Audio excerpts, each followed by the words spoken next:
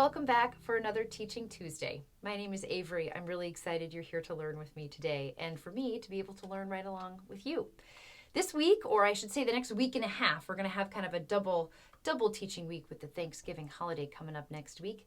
We're going to be looking at chords up the neck. And there are two ways to do this. They're both rooted in this basic idea, though, that any one of our standard first position shapes that we play here, that we've learned, right? We can take up the neck to create other chords. So we're going to use the same shapes and see what chords they make possible when we move them up the neck to these higher frets. And there are two ways to do that. One is to literally take one shape, move it up,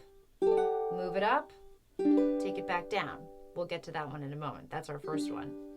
The other way is to use a bar or a half bar, right? That would be, so for example, how we take our A chord and move it up the fret with a half bar here, or our A minor chord and move it up with a bar chord, right? We're taking those same shapes, but just moving them up and using our fingers to reset where this nut is. That's kind of the gist of bar chords. So we're going to take both approaches and see how we can expand our repertoire of chords just by reimagining where they might fit here on the fretboard outside of the first position chords that a lot of us have learned already.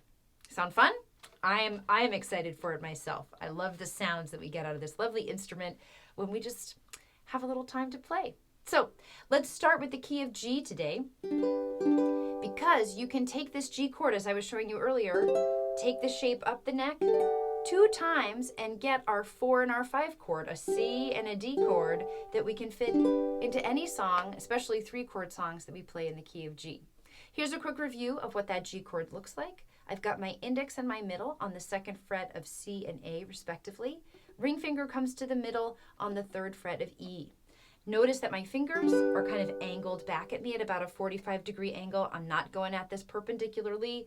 I want to give, especially when I've got fingers, more than one finger on the same fret, I want to give them plenty of room, right? And a good chance to come straight down on those strings without muting any of the strings around it. So make sure you feel good about that G shape, because that's the one we're working with. We're going to take that same shape and move it up to the 7th and 8th fret for a C chord. Right? That checks out. Here's my typical C chord. And here it is up here on the 7th and 8th fret using the G shape. It sounds higher because I'm using higher notes to play it, but they're still the notes of a C major scale. I spot myself going up here by looking for the 7th fret. There should be a dot here on your fretboard, either right there on the inlay or here on the side. You can look for that too as a way to spot myself going up. Beautiful. We can take that same shape again and go 2 more frets to the 9th and 10th fret for definitely not a perfect D major chord.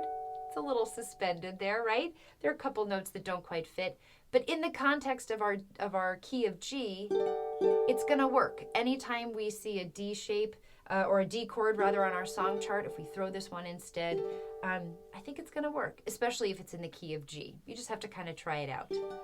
And again, look for the dots here. There's going to be a dot here on the 10th fret. That's where your ring finger is going to go, placing that index and middle behind. All right, so there we go.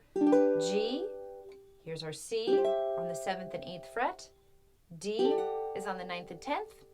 And when I'm practicing going between these chords, I like to play a game called Ready, Set, Go. And what this kind of employs is this idea that in order to know where we're going, or to get a nice clean landing on these chords, especially going from this first position up to other frets, we want to be able to visualize what we're going to do, or sort of have like a little mini practice in our heads before we actually do it with our fingers. I think of myself as sort of like, I sort of channel my inner gymnast, if you will, getting ready to do a fancy loop-de-loop, whatever twisty thing they do.